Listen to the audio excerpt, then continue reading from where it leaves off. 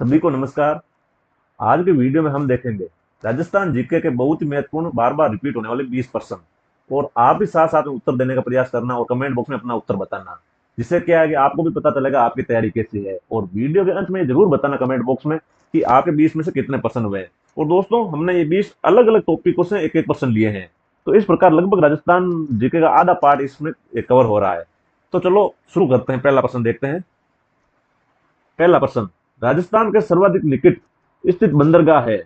Option A Tuticorin, option B Kandla, option C Paradip और option D Cochin. तो अपना उत्तर लिखिए या अपना उत्तर बताइए, देखते हैं कौन कौन इसका सही उत्तर देते हैं। तो दोस्तों, इसका सही उत्तर है ऑप्शन बी कांडला।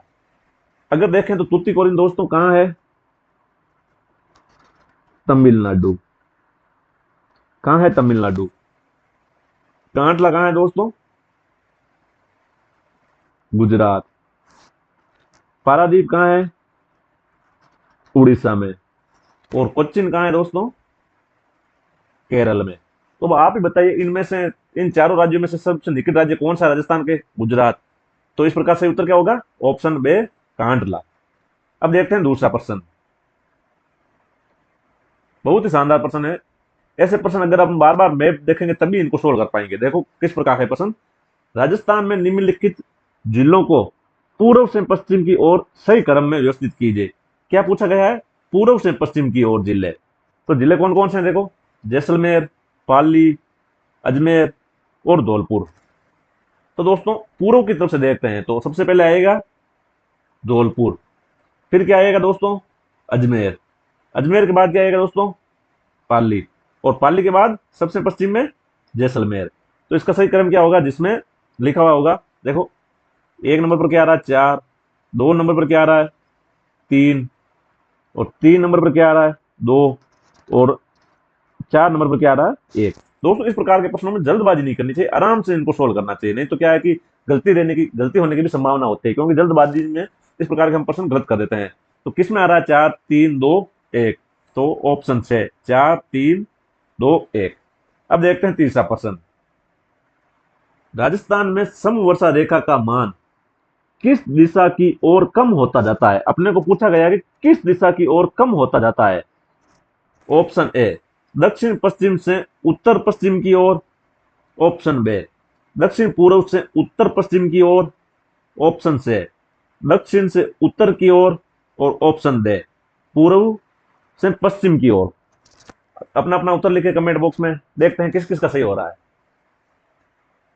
तो इसका सही उत्तर है ऑप्शन बी दक्षिण पूर्व से उत्तर पश्चिम की ओर। दोस्तों, ये हो गया राजस्थान। और राजस्थान में जब हम इस दिशा से कोई एक रेखा खींचते हैं तो इसमें समवर्षा समवर्षा या औसत वर्षा का मान कम होता जाता है। तो ये दिशा कौन सी हो गई? दक्षिण पूर्व से उत्तर पश्चिम की ओर। और आप इसे इंपॉर्टेंट भी लगा लें, ये कई बार प्रश्न पूछा जा रहा है आजकल। तो इसका सही उत्तर होगा दक्षिण पूर्व से उत्तर पश्चिम की ओर। इधर जाते हैं तो कम होती जाती है, और अगर अपने पूछ लेता कि बढ़ता बढ़ता हुआ मान, तो इसका उल्टा होता, उत्तर पश्चिम से दक्षिण पूर्व की ओर। अब देखते हैं चौथा प्रश्न। निम्न में से थार मरुस्थल के किस भाग की समुद्र तल से सबसे कम ऊंचाई है? ऑप्शन ए उत्तरी भाग। ऑप्शन बी दक्षिणी भाग। ऑप्शन सी उत्तरी पूर्वी भाग। और ऑप्शन डी उत्तरी पश्चिमी भाग। तो दोस्तों, इसमें अपने को पूछा गया है कि थार के मरुस्थल के किस भाग की समुद्र तल से ऊंचाई कम है। तो इसका सही उत्तर है ऑप्शन बी दक्षिणी भाग। क्योंकि दोस्तों, थार के मरुस्थल की ढाल दक्षिणी भाग की ओर है। जब अपन थार के मरुस्थल को देखते हैं राजस्थान में, तो इसकी लगभग सभी नदियां दक्षिण में प्रवाहित होती है। तो इस प्रकार इसकी ढाल किधर है? दक्षिण की ओर। तो दक्षिणी भाग की अपने आप ही समुद्र तल से ऊंचाई कम हो जाएगी। अब देखते हैं पांचवा प्रश्न। हरियाली अमावस्या का पर्व किस तिथि को मनाया जाता है? ऑप्शन ए आषाढ़ अमावस्या। ऑप्शन बी श्रावण अमावस्या। ऑप्शन से फाल्गुन अमावस्या। और ऑप्शन डे कार्तिक अमावस्या। तो दोस्तों, इसका सही उत्तर है ऑप्शन बी श्रावण अमावस्या। और सबसे हरा भरा महीना कौन सा होता है? श्रावण। और श्रावण अमावस्या को ही हरियाली अमावस्या कहते हैं। अब चलते हैं छठे प्रश्न पर। चंद्रभागा मेला प्रति वर्ष कार्तिक मास में कहाँ आयोजित होता है? Option A Bundi, option B Banswara, option C Dungarpur और ऑप्शन डी झालरापाटन। दोस्तों बहुत ही आसान प्रश्न है, इसका सही उत्तर है ऑप्शन दे झालरापाटन। झालरापाटन को और क्या कहा जाता है? घंटियों का शहर। और झालरापाटन देखो किस जिले में है? झालावाड़ में। और दोस्तों ये मेला किस नदी के किनारे लगता है? चंद्रभागा नदी के किनारे। और ये कब लगता है? कार्तिक पूर्णिमा को। अब देखते हैं 7वां प्रश्न। राजस्थान की वह परंपरा जिसमें दूल्हे की बारात के घर से चले जाने के बाद घर की स्त्रियों द्वारा लोक नाट्य किया जाता है कहलाता है? ऑप्शन ए स्वांग, ऑप्शन बी रम्मत, ऑप्शन से टूंटिया और ऑप्शन दे ख्याल। तो दोस्तों इसका सही उत्तर है ऑप्शन से टूंटिया। और टूंटिया को खोडिया या टूंटकी भी कहा जाता है। दोस्तों इसमें क्या होता है कि जब दूल्हा बारात लेकर घर से निकल जाता है तो उसके बाद उसके घर की महिलाएं, पीछे एक महिला तो दूल्हे का रूप धारण करती है और एक महिला दुल्हन का रूप धारण करती है और ये नकली विवाह करते हैं। इसी को क्या कहते हैं? टूंटिया या टूंटिया निकालना। अब देखते हैं 8वां प्रश्न। जालोर जिले के किस शहर में सुंदा माता का मंदिर स्थित है? Option A Ahore, option B Sanchore, option C Raniwara और ऑप्शन दे भीनमाल। तो दोस्तों इसका सही उत्तर है ऑप्शन दे भीनमाल। भीनमाल में किसका मंदिर है? सुंदा माता। और पूछ ले किस देवी को समर्पित है, तो किस देवी को? चामुंडा माता। और एक और फैक्ट है, राजस्थान का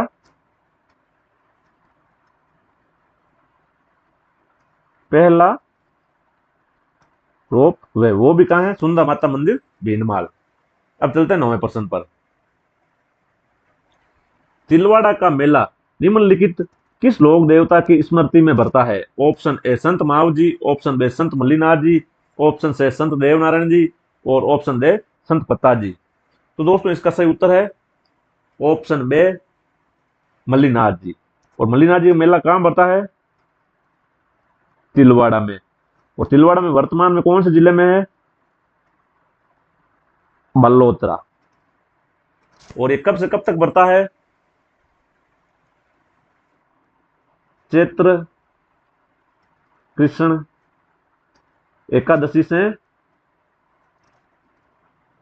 चैत्र शुक्ल एकादशी तक।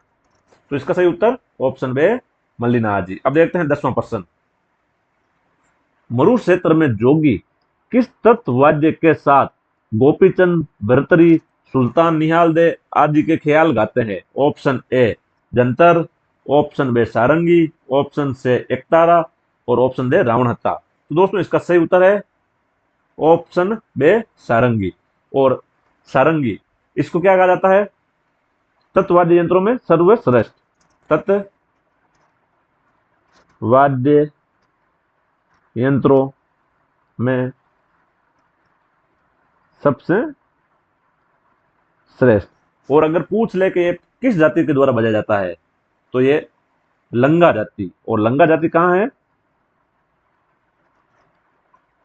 जैसलमेर। और अगर हम इन चारों वाद्य यंत्रों को भी देखें, जंतर, सारंगी, एकतारा और रावण हत्ता, तो ये चारों ही किस प्रकार के वाद्य यंत्र है? तत्वाद्य यंत्र। वाद्य यंत्र। और तत्वाद्य यंत्र किसे कहा जाता है? जिसमें संगीत की ध्वनि तारों से उत्पन्न की जाती है। किससे संगीत की ध्वनि उत्पन्न की जाती है? तारों से। तो उसे तत्वाद्य यंत्र कहा जाता है। इस प्रश्न का सही उत्तर ऑप्शन बी। अब देखते हैं 11वां प्रश्न। निम्न को सुमेलित कीजिए तथा नीचे दिए गए कूट से सही उत्तर का चयन कीजिए। एक तरफ दी गई नदियां और एक तरफ दी गई है सहायक नदियां। और अपने को इनमें क्या है सम्मिलित करना है। देखो दोस्तों, पहले दी गई है चंबल। चंबल की इनमें से सहायक नदी कौन सी होगी? पार्वती। दूसरी दी गई है लूणी, और लूणी की सहायक नदी कौन सी है? जवई। अब दी गई है मही। मही की सहायक नदी कौन सी है? जाखम। और बनास की सहायक नदी बेड़च। तो इसमें क्या हो रहा है? एक, ए बी सी डी, आराम से इसका उत्तर देख कर देना है। ए के नीचे क्या आ रहा है? 3, बी के 4, सी के 1 और डी के 2। तो जिस ऑप्शन में 3 4 1 2 होगा वही इसका सही होगा। और किस में आ रहा है ऑप्शन? ए में 3 4, ये तो नहीं होगा, इसमें 2 आ गया। ऑप्शन दे, 3 4 1 2, तो इसका सही उत्तर होगा ऑप्शन दे। अब चलते हैं अगले प्रश्न पर। डामोर जनजाति राजस्थान में मुख्यतः जिलों में पाई जाती है। Option A Dungarpur, Banswara, Udaipur. Option से चित्तौड़गढ़, प्रतापगढ़, राजसमंद। ऑप्शन से सवाई माधोपुर, करौली और बूंदी। ऑप्शन दे कोटा, बारा, झालावाड़। तो दोस्तों, डामोर जनजाति मुख्यतः राजस्थान के दक्षिणी भाग में पाई जाती है। दक्षिणी दक्षिणी भाग। और दक्षिणी भाग में कौन कौन से जिले आते हैं? देखो, एक उदयपुर, फिर डूंगरपुर और फिर बांसवाड़ा। तो इसका सही उत्तर क्या होगा? Option A Dungarpur, Banswara, Udaipur. 13वां प्रश्न बहुत ही शानदार प्रश्न है। सूची 1 के साथ सूची 2 का मिलान कीजिए। एक तरफ बांध परियोजना का नाम और दूसरे में स्थान दिया हुआ है। तो पहला दिया गया है मेजा बांध। दोस्तों, मेजा बांध कहां है? भीलवाड़ा में। अब दिया गया है सोम कमला अंबा परियोजना। ये दोस्तों कहां है? सोम कमला अंबा, डूंगरपुर में। और मोरेल बांध दोस्तों, मोरेल बांध कहां है? सवाई माधोपुर और दौसा की सीमा पर। तो ये कहां है? सवाई माधोपुर में। और जाखम बांध दोस्तों कहां है? प्रतापगढ़ में। तो दोस्तों, ए के साथ क्या आ रहा है? 3, बी के साथ 4, सी के साथ 2 और डी के साथ 1। तो इसमें देखते हैं, ए के साथ में इन तीनों में आ रहा है, इसमें नहीं आ रहा, तो ये तो गलत हो गया। अब बी के साथ 4, इन 2 में आ रहा है, बे में नहीं आ रहा है, तो ये तो कट गया। अब देखते हैं, अब सी के साथ 2, ए में आ रहा है, सी में नहीं आ रहा, तो ये भी कट गया। तो इसका सही उत्तर क्या होगा? ऑप्शन ए। दोस्तों, इस प्रकार के प्रश्नों को हमेशा टाइम लेकर सोल्व करें, नहीं तो जल्दबाजी में इनको क्या अपन गलत कर लेते हैं। तो चलो चलते हैं अगले प्रश्न पर। 14वां प्रश्न, आदिवासियों का मुक्ति धाम मां स्थल है। Option A Beneshwar, option A Beneshwar, option B Haldi Ghati, option से गोगुंदा और ऑप्शन दे ऋषभदेव। तो दोस्तों, ये तो किसी का गलत नहीं होना चाहिए। इसका सही उत्तर क्या होगा? Option A Beneshwar. और बेणेश्वर किस जिले में है? डूंगरपुर में। और मेला कब बढ़ता है? माघ माह में। और इसे क्या कहा जाता है? आदिवासियों का कुंभ या हरिद्वार कहा जाता है। और कुंभ या हरिद्वार क्यों कहा जाता है? क्योंकि आदिवासी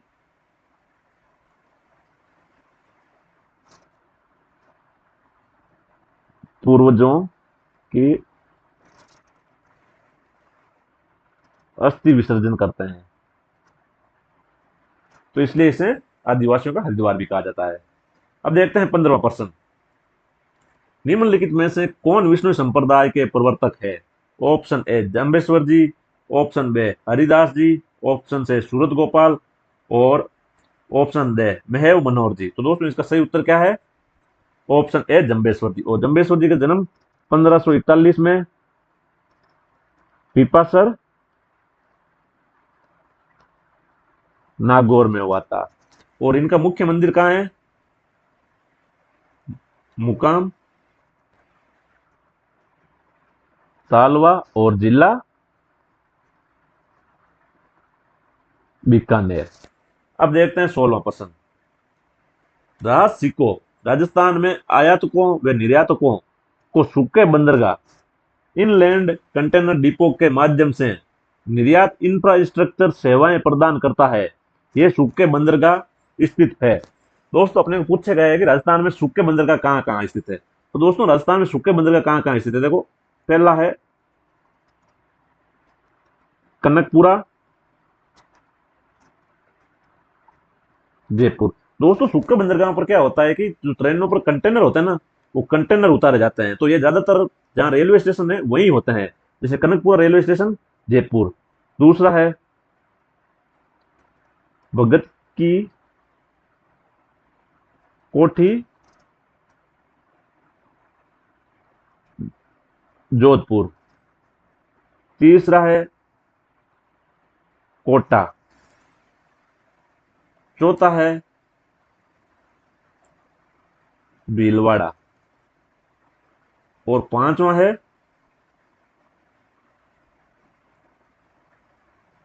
भिवाड़ी। और भिवाड़ी वर्तमान में कौन से जिले में है, खैरतल तिजारा। तो दोस्तों जिस ऑप्शन में इन पांचों में से आ रहे हैं वही इसका सही उत्तर होगा। तो दोस्तों ऑप्शन ए देखते हैं। ऑप्शन ए में जयपुर, जोधपुर, भीलवाड़ा और भिवाड़ी चारों ही आ रहे हैं। बे में जयपुर, जोधपुर, अलवर और उदयपुर, ये भी गलत है। जयपुर, उदयपुर, अजमेर और भीलवाड़ा, ये भी गलत, अजमेर में नहीं है।